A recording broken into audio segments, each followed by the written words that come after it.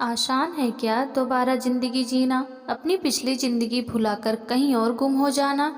कम से कम इंसान के लिए तो नहीं, मगर किसी को कहाँ पता चलता है कि दूसरे पर क्या बीती है। लोगों का क्या है, वो तो कुछ भी कहेंगे। जैसे उस रोज बातों ही बातों में रमा ने कह दिया था, कुछ भी कहो यार, तुम्हारा ही अच्छा है। तुमने दोनों दुनिया के मजे लिए हैं। दोनों दुनिया के मजे लिए से क्या मतलब है तुम्हारा? छाया ने रमा से पूछ ही लिया। जरूरी होता है उसी वक्त पूछना जिस वक्त किसी की सोच आपकी सोच से टकराती है। मैं सचमुच नहीं समझी, आखिर कहना क्या चाहती हो तुम? उसे चुप देख छाया ने फिर से पूछा तो इस सीधे सवाल पर रमा हड़बड़ा गई।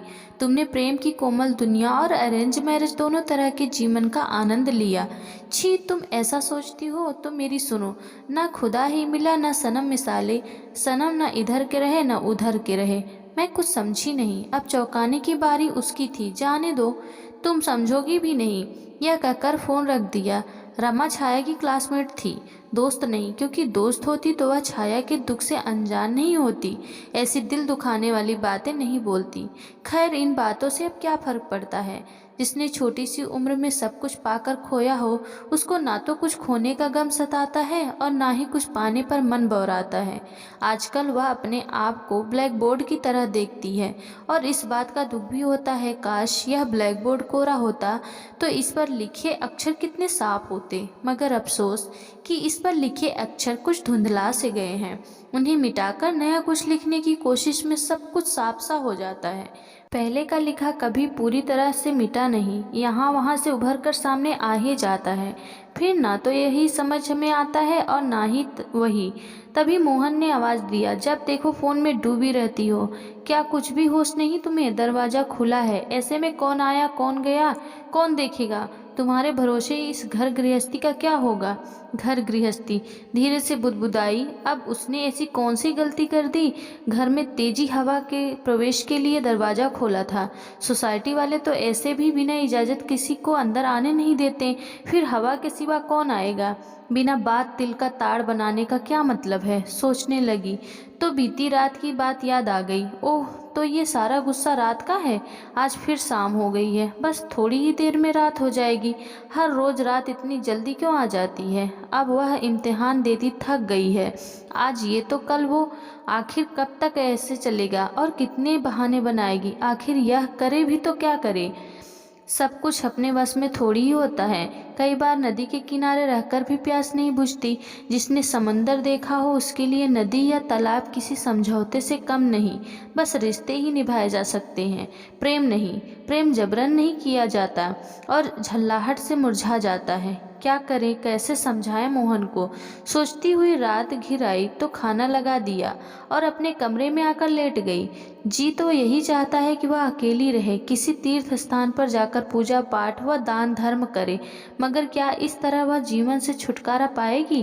क्या गंगा मैया की डुबकी उसे मुक्ति दिलाएगी? इन्हीं सवालों में घिरी थी कि आंख लग गई और कुछ देर बाद फोन की घंटी पर नींद खुली। माँ का फोन था। सब ठीक है बेटा? हाँ माँ, तेरी चिंता लगी रहती है। आधी उम्र तो निकल गई, बाकी भी काट ही लूंगी, अब कैसी चिंता। दोहरी जिंदगी जीती छाया थक चुकी है। सबको बहला सकती है पर माँ से तो सच ही कहना ठीक होगा। उनसे बातचीत में सारी बातें याद आ गई। उसके मन में अनुभव था, छाया उससे ही विवाह करना चाहती थी, मगर उसकी चाहत किसी को मंजूर नहीं थी। उनके घर वालों को मोहन पसंद था। विवाह से पहले वह कितना रोई और गिड़गिड़ाई थी, मगर उस वक्त उसकी किसी ने नहीं सुनी। जब उस वक्त उसकी खुशी की फिक्र नहीं थी, तो अब चिंता करके वह तो बस अपने संबंध सुधार रही है। शायद उम्र के इस पड़ाव में आकर उन्हें भी छाया के दुख का एहसास हुआ है, मगर एहसास का हासिल क्या? आखिर यह सब उनकी मर्जी से ही तो हुआ। उन्होंने ही उसे इस खूंटे से बांधा था। उन्हें भी क्या दोष दें? सबसे बड़ी गलती तो उसकी ही है। माता पिता की आज्ञा का पालन कर महान बनने जो चली थी, उसे भी कहाँ पता था कि इस तरह वह बस अपनी खुशियाँ नहीं मार रही है, बल्कि स्वयं को नर्क में डुबो रही है। ऐसा नहीं था कि उसने मोहन से जुड़ने की कोशिश नहीं की थी।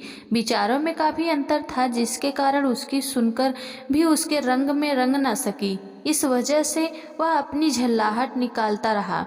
वह तो छाया का मन भी जीत सकता था, मगर उसने अपनी ओर से कभी कोई कोशिश ही नहीं की।